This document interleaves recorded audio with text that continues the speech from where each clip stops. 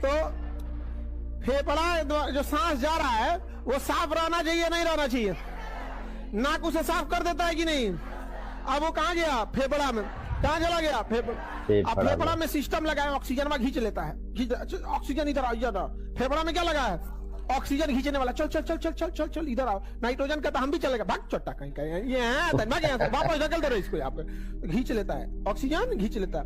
तो फेफड़ा में ऑक्सीजन को कहाँ किडनैप किया जाता है? फेफड़ा में। अब बुला के कौन लाता है? नाक। चलो चलो घुमाते, पिकनिक बनाने, पिकनिक में जैसे आया फेफड़ा में खींच ले, ऑक्सीजन भगाएगा, CO2 को भागा, नाइट्रोजन भागे, भाग चट्टा कहीं का यहाँ पे। अब वो तो ऑक्सीजन ले लिया, कौन ले लिया? फेफड़ा। ऑक्सीजन ले लिया, ले। अब पूरे शरीर में कैसे जाएगा? तो अब दिमाग लगाया गया कि ऐसा आदमी पता कीजिए पूरा शरीर में घूम रहा है, ब्लड। पूरे शरीर में कौन घूम रहा है? ब्लड। अब कहा गया कि ये ब्लड तू पहुंचा दियो ना ऑक्सीजन वहां। भाई पहुंचा दियो कैसे? कहता ठीक है पहुंचा देंगे हम। तो पूरे शरीर में ऑक्सीजन पहुंचाने का काम कौन करता है? ब्लड। कौन करता है? ब्लड। तो कहता है कि हमरा में घोर दो, हमरे में घोर दो। तो नाक से ऑक्सीजन कहां गया? फेफड़ा में कौन गया? ऑक्सीजन। अब फेफड़ा में कौन आया? ब्लड। ऑक्सीजन को किस में घोर दिया गया? ब्लड में क्या कर दिया गया? घोर दिया गया, पूरा बढ़िया से घोर दिया गया। अब ब्लड कहता है कि हम भारी हो गई लो जैतो के कोनो से कौन हमरा धकिया दे, कोनो से कौन हमरा धकिया दे। तो फेफड़ा कहता है कि इतना ताकत तो हमरा में नहीं, हमरा 20 वो काम है, उनमें नाइट्रोजन को बाहर फेंकना है, ऑक्सीजन को किडनैप करना है, तुम्हारे में धके घोर देना, सब हम ही करेंगे, हमसे ना हो पाएगा। तो दिल बनाया गया। क्या बनाया गया? दिल। उसका बस यही काम है कि जैसे ब्लड में ऑक्सीजन घोरा जाए, दिल बुलाता है आओ आओ आओ, हाँ यहाँ खड़ा रहो, खड़ा रहो। तो जो ब्लड में क्या है? ऑक्सीजन। जो दिल मारता है ना उसको 120 के प्रेशर से मारता है। भाई समझ में गया? तो पूरा ब्लड शरीर में चल जाता है, पूरे चारों ओर यहाँ पे। और वहां माइटोकांड्रिया इसे देखता है, टुकुर टुकुर ब्लड आया कि नहीं, ले ऑक्सीजन ले, चोरा चोरा चोरा चोरा, निकाल निकाल निकाल। सब माइटोकांड्रिया अपना अपना ऑक्सीजन चुरा लेता है। समझ आ गया कि नहीं आ गया? चुरा ले, ऑक्सीजन फिर घट गया। फिर ब्लड कहाँ जाएगा? फेफड़ा में। कहाँ जाएगा? फेफड़ा में। बुलाएगा कौन? हार्ट। क्या आओ आओ, तो बुलाता है 80 पे। कितना पे बुलाता है? बुलाएगा कितना पे? 80 पे। कहेगा आओ यहाँ खड़ा रहो, मारे। कितना में मारेगा? 120 बटा 80। इसी कहते हैं ब्लड प्रेशर। क्या कहेंगे? Blood pressure. तो मित्रों, आपने ये खान सर का वीडियो सुना, आपने श्वासों का सिद्धांत, फेफड़े का काम, दिल का काम और श्वासों के साथ जो ऑक्सीजन जाती है वो ब्लड के अंदर कैसे मिलती है, और यही ऑक्सीजन घूम करके मस्तिष्क प्रदेश में जाती है। चूंकि मस्तिष्क में ब्लड जा रहा, ब्लड का सर्कुलेशन हर जगह पूरी बॉडी के अंदर हो रहा है, तो यही खून जिसमें ऑक्सीजन की मात्रा अधिक से अधिक मिली हुई है, या योग की भाषा में कहें कि प्राणवायु की मात्रा अधिक मिली हुई है, यही मस्तिष्क प्रदेश के अंदर ब्लड जा रहा है। और जितना मस्तिष्क में ब्लड जाएगा, उस ब्लड में जितना जितना ऑक्सीजन होगा, उतना उतना ध्यान के क्षेत्र में विकास अधिक होगा। जितनी कार्बन डाइऑक्साइड होगी उतना तमस होगा, और जितना ऑक्सीजन होगा उतना सत्व गुण होगा। कहते हैं ना तामसिक, राजसिक, सात्विक। तो जितना कार्बन डाइऑक्साइड होगा उतना बॉडी के अंदर, दिमाग के अंदर तमस ज्यादा होगा, नींद ज्यादा आएगी, ध्यान में मन नहीं लगेगा, ध्यान में जम्हाई आएंगी, उदासीपन महसूस होगा। और जितना ब्लड के अंदर ऑक्सीजन वो ब्लड के अंदर जो ऑक्सीजन भरा हुआ है, ये जब मस्तिष्क में घूमेगा, ऑक्सीजन की मात्रा जितनी अधिक मस्तिष्क में होगी, उतना ध्यान के क्षेत्र में आपका मन जल्दी स्थिर और शांत हो जाएगा। अब आपने लंबी गहरी श्वासें लिया। अब लंबी गहरी श्वासों का सिद्धांत समझिए।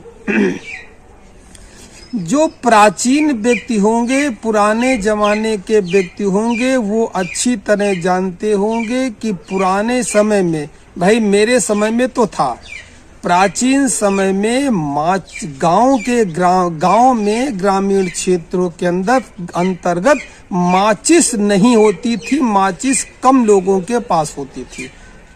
यही आग जलाने वाली माचिस आम तौर पे जब घर की महिलाएं दिन में खाना बनाती थीं तो खाना बनाने के बाद ये जो गाय और भैंस के गोबर से उपले बनते हैं, जिसे कंडा कहते हैं, इसी को जला करके चूल्हे में खाना पकाया जाता था। खाना पक जाने के बाद एक उपला उसी में गाड़ दिया जाता था, जलता हुआ उपला, जिसे कंडा भी कहते हैं पूर्वी क्षेत्रों में। तो उपले को गाड़ दिया जाता था। उपला हल्का हल्का सा सुलगता रहता था और राख से उसको ढक देते थे।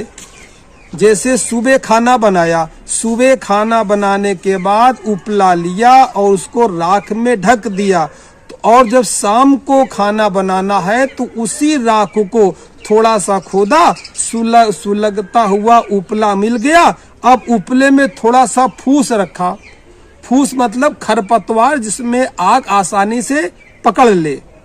फूस उपले को थोड़ा सा खोदा, उसके ऊपर फूस रखा और फूंक मारी, जोर से मुंह से मारी या फूंकनी चलती थी गांव में पहले।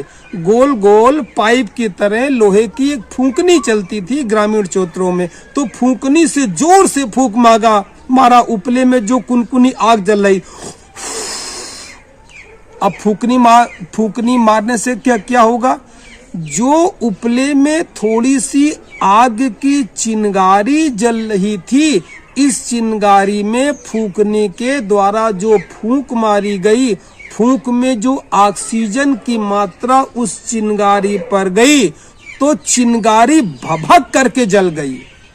पहले तो टिमटिमे से वो चमक रही थी जैसे आग की चिंगारी होती है, और जैसे ही फूंकने से फूंक मारी, फूंक में ऑक्सीजन होती, ऑक्सीजन की चोट जैसे ही लगी तो वहां अग्नि प्रज्वलित हो गई।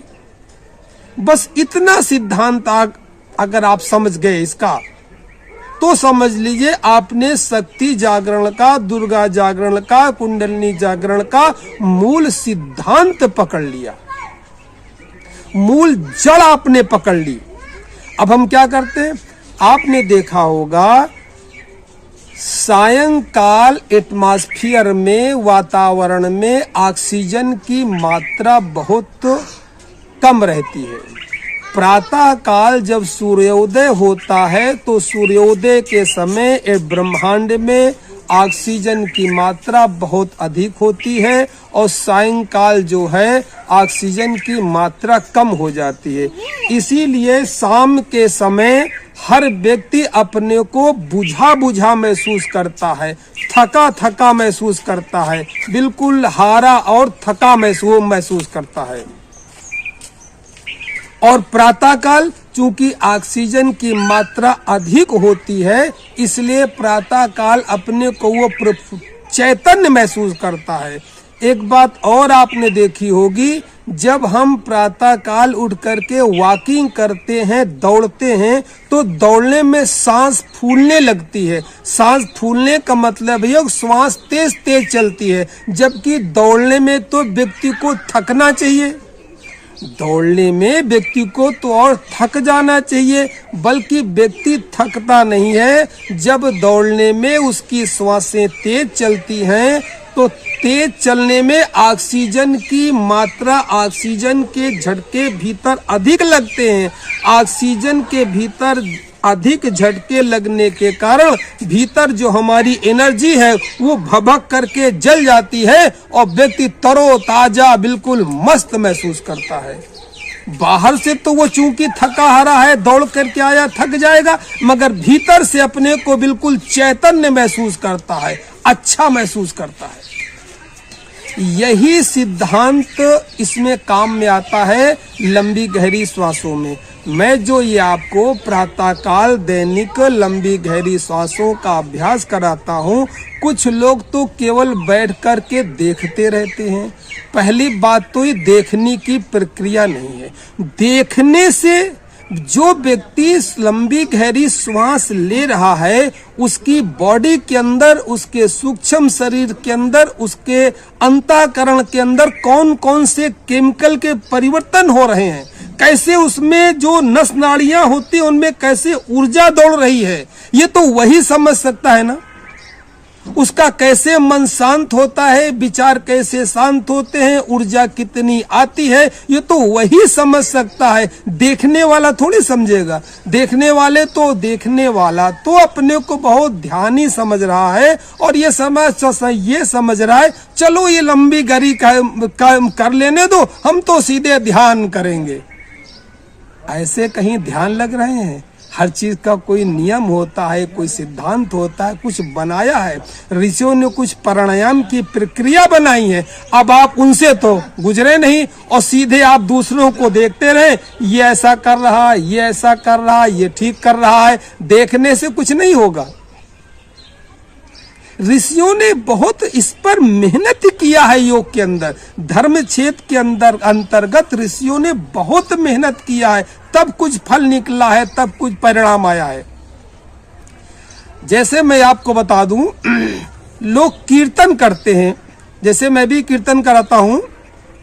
मन के विकारों की जितनी मन की गर्मी है और जो मन के विकार हैं उनको निकालने के लिए कभी कभी मैं कीर्तन कराता हूँ। कीर्तन का मेरा मतलब किसी भक्ति पूजा, किसी साकार पूजा से नहीं है। कीर्तन का मतलब यह है कि जो भी नाम है, सारे नाम परमात्मा के हैं।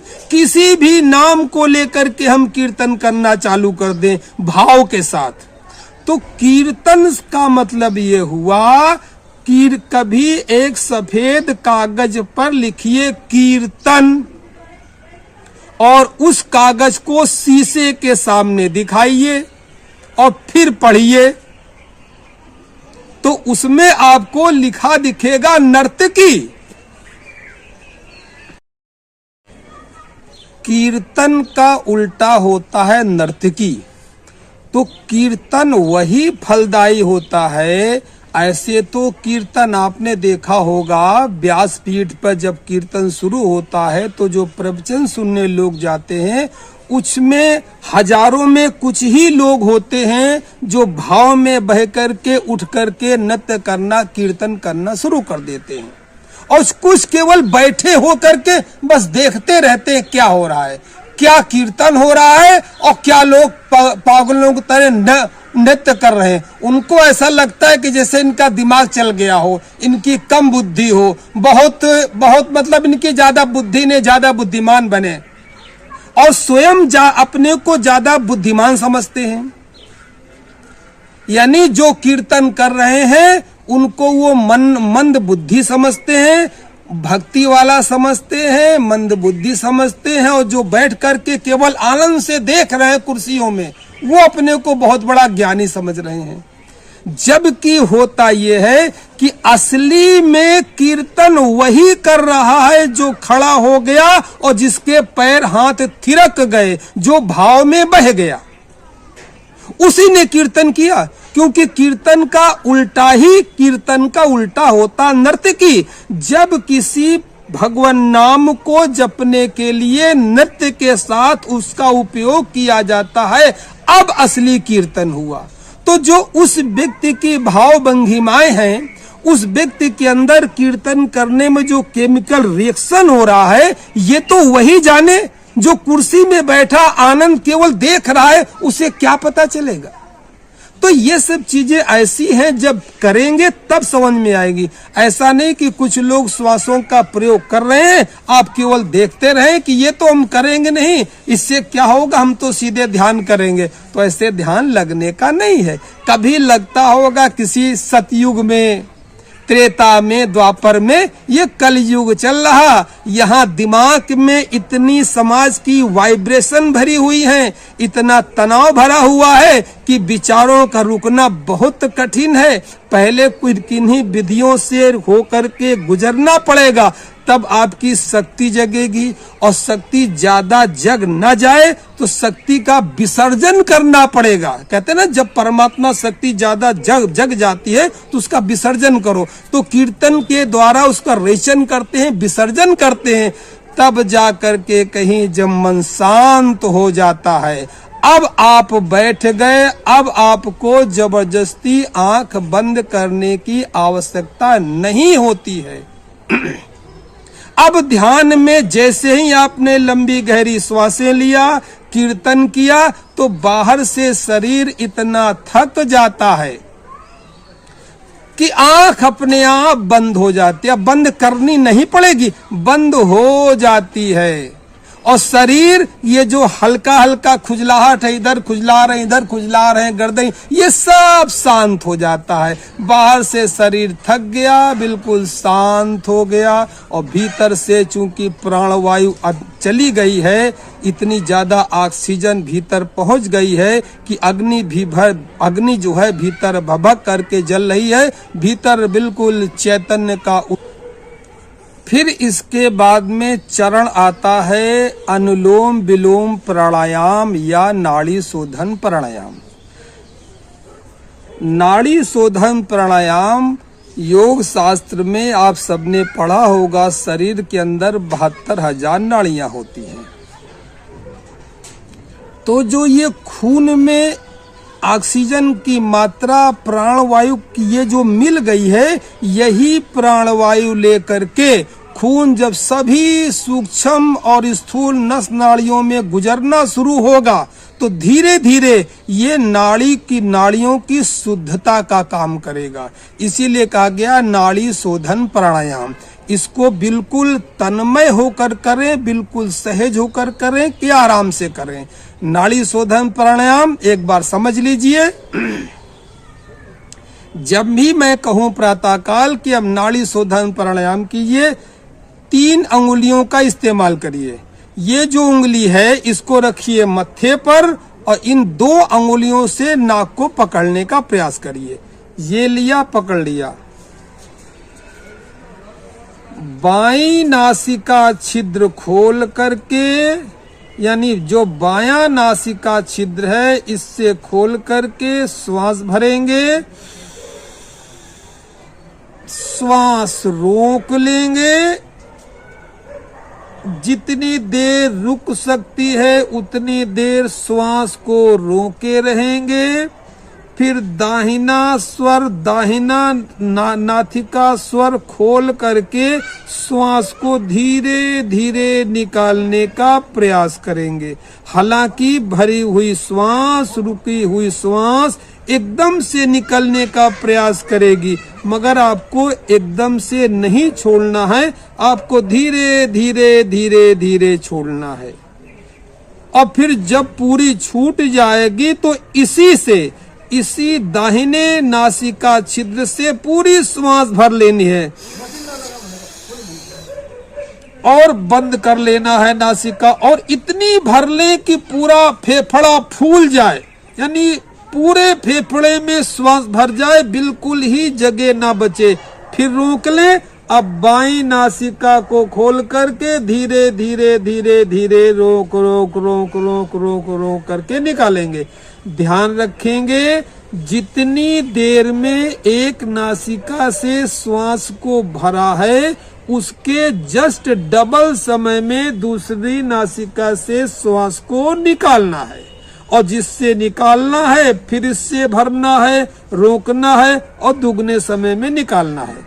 बस ये है नाड़ी शोधन प्राणायाम। इसको करते समय आप इसको क्रिया मान के मत करिएगा। इसको भी अगर आप ध्यान समझ करके करेंगे तो कभी कभी ऐसी अवस्था आ जाती है, जब आप 20-25 मिनट का प्राणायाम करते हैं तो कभी कभी प्राणायाम करते करते ही व्यक्ति ध्यानस्थ अवस्था में उतर जाता है।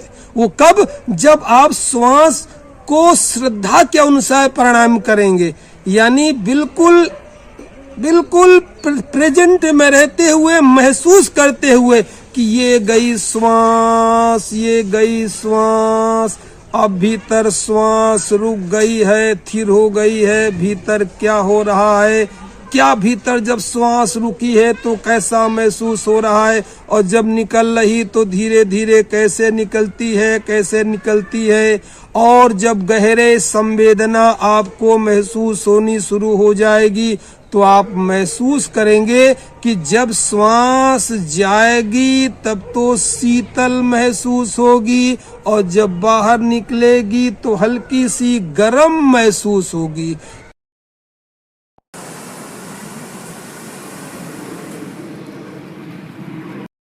प्राणवायु के झटके जो हैं, प्राणवायु की चोट मारनी अपने भीतर। नाक से शरीर को बिल्कुल ढीला कर लें, बिल्कुल लूज कर लें एकदम। कभी देखा है शराबियों को, उनका शरीर लुंज पुंज होता है। कभी शराबियों को देखा है, उनका शरीर बिल्कुल लुंज, कोई अकड़ नहीं होती, कोई अहंकार नहीं होता, मस्त मौले होते, शरीर में कोई टेंशन होता ही नहीं है, कोई टेंशन नहीं होती शरीर में, शरीर बिल्कुल लूज होता है शराबियों। जहां गिर गए, पड़े हैं, तो उनसे कुछ तो सीख लीजिए। मैं ये नहीं कहता हूं कि आप पीजिए, मैं ये कहता हूं कि उनका जो शरीर का एक चलने का ढांचा है, एक उनके शरीर का चलने की जो गति है, एक जो उनका एक लचकपन है, उससे कुछ लीजिए कि शरीर को थोड़ा लूज करिए, ढीला करिए, एकदम लूज। और लूज करने के बाद जब शरीर लूज हो जाए तो बिना किसी अकड़ के, बिना किसी अहंकार के आधाधुंध श्वास लीजिए। प्राणवायु की चोट भीतर कुंडलनी मारे, जितनी चोट मारेंगे उतनी शक्ति आपकी जगेगी। अभी और यही अनुभव करेंगे। चलिए, आंखें बंद,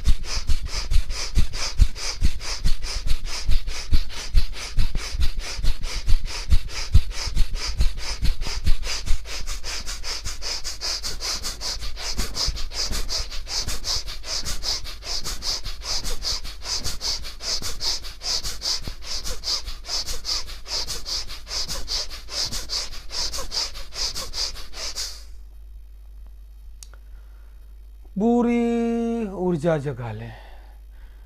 जितनी ऊर्जा जगेगी, जितना तेल भीतर होगा ऊर्जा का, उतनी यात्रा लंबी होगी। अब सहज देखेंगे, आंखें बंद करनी नहीं है, बंद हो जाएंगे। भीतर एक ऊर्जा का अनुभव होगा।